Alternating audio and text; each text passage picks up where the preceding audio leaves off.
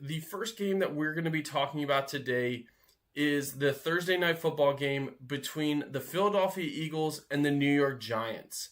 So this game is going to be played in New York, and we're looking at a 4-1 team, the Philadelphia Eagles, who just came off of a loss, as well as a 1-4 team, the New York Giants, who gave the New Orleans Saints their first win of the season.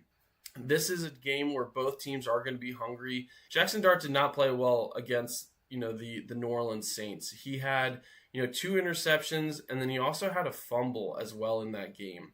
They had 5 turnovers overall on the Giants side. Cam Scatterbo had a fumble as well as Darius Slayton. So Jackson Dart was responsible for 3, Cam Scatterbo had 1, and then Darius Slayton had another fumble. And really that's the biggest reason why this Giants team lost to the Saints. Now, going against a team like the Philadelphia Eagles, they have a much better defense.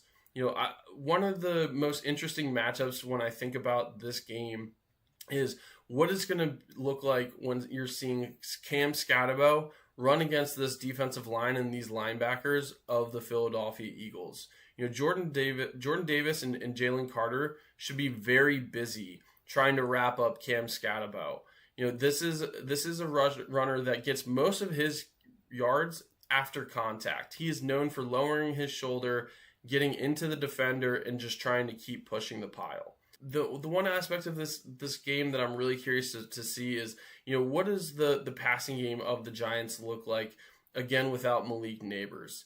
We're seeing Darius Slayton get more touches, but again, losing someone like a Malik Neighbors, who was looking like one of the top receivers in the NFL this past season, that's going to have a major impact on this Giants team. And I think we're seeing that. I think we saw that last week. I think Jackson Dart, some of his mistakes came from the fact that, he's used to having a wide receiver 1 type like a Malik Neighbors that can go up and get the ball and generally finds himself being open. Again, I do like this run defense going up against the Giants. I think this is a very tough matchup for the Giants, even though this game is in New York. I think the Eagles are really going to try to force Dart to throw the ball a lot. Jackson Dart, he had 40, throws. He had 40 attempts last week against the New Orleans Saints. I wouldn't be surprised if it's somewhere between 40 to 45 attempts against the Eagles for a couple of reasons. One, again, I think the Eagles defense, if they're really trying to game plan against the Giants, you're going to try to force Jackson Dart to throw the ball because, again, he doesn't have his number 1 target. And Cam Scatterbo, if you can keep him harnessed, if you can minimize the yards he gets after contact, it's going to be really hard for this Giants team to move the ball on a regular basis. And so that's a matchup that I'm really excited to see. The other thing I'm also really curious to learn more about is Saquon Barkley. I don't know if anyone's seen this, but Saquon Barkley was not practicing this past practice yesterday. And one of the reasons why I want to talk about this is the fact that he really hasn't had that good of a year this year. Saquon Barkley, he's 22nd right now in the league in rushing. Those numbers are not going to cut it for what they really expect and what they need out of Saquon Barkley. Jalen Hurts has been the leading rusher for the Eagles a couple times. And so I'm kind of wondering, is this a lingering issue that Saquon Barkley is dealing with? Like, has this knee been an issue throughout this season? Because he had a solid game in week 1, but, we're seeing games where he's rushing for 30, 45, sometimes 50 yards in a game. And that's not like the Philadelphia Eagles. That is not like Saquon Barkley. Again, they expect someone like him to really have an impact on this offense. A.J. Brown already isn't happy with the amount of touches he's getting.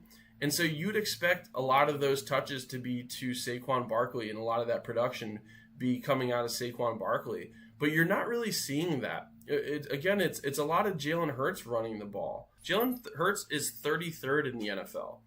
So Jalen Hurts has 182 yards rushing. And again, Saquon Barkley has 267. When you think about how this compares to the leaders in the NFL, Jonathan Taylor has 480, James Cook has 450, Javonte Williams has 447 yards. Right, so there's a huge disparity between the production that Saquon Barkley had last year and what he's really been able to accomplish this year. I was taking a look again, like I was talking about those averages. He's averaging 53.4 yards a game. That is not going to cut it. That's not what Saquon Barkley should be doing if this Eagles team wants to consistently win. I've talked about this when it comes to the Eagles. They remind me a lot of the Chiefs from last year, where they weren't winning big, right? They weren't blowing teams out of the water, but they were just finding ways to win games and win games in weird ways. They've done that already this year with a couple field goal blocks, return for a touchdown, just the tush push, the fake tush push. There's just so many ways that they've found to win games that, are not fun. Like they're not conventional. They're not your normal ways you see good teams win games. They just have a winning culture.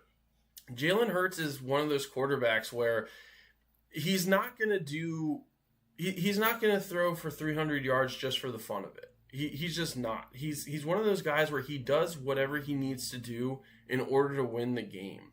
And so in a game like this against the Giants, I do expect him and Saquon Barkley to be running the ball a lot. If Saquon Barkley's healthy, again, that's something we have to be looking at is does this impacted the Eagles moving forward, this knee injury? Because again, I don't feel like Saquon Barkley is his normal self. This is another game where they really have a good opportunity to try to get A.J. Brown involved in the game. A.J. Brown, he was very vocal about how unhappy he is with how these games have been played and his performance in these games. But, he had 43 yards last week. Like, that's not a lot. That's still not something where it's like, okay, I'm back on track. This is the A.J. Brown we know. Like, 43 yards is not a lot of yards for a number one receiver, especially for a receiver at the caliber of an A.J. Brown. And so, again, I'm really curious to see if Jalen Hurts tries to focus on getting back on track with A.J. Brown. I saw a note, who knows if this is real or not, but it sounds like Saquon Barkley, Jalen Hurts, and A.J. Brown met, Monday evening to try to figure out how to get this offense back on track. I can imagine that conversation from A.J. Brown's side is saying, hey, you want to get back on track? Throw me the ball. And Saquon Barkley's probably saying, hey, let me run the ball. Jalen Hurts meeting with A.J. Brown, like, what else could be said other than, hey, just pass me the ball? So again, I think the Eagles get back on track in this game. I see the Eagles winning this game 27-17.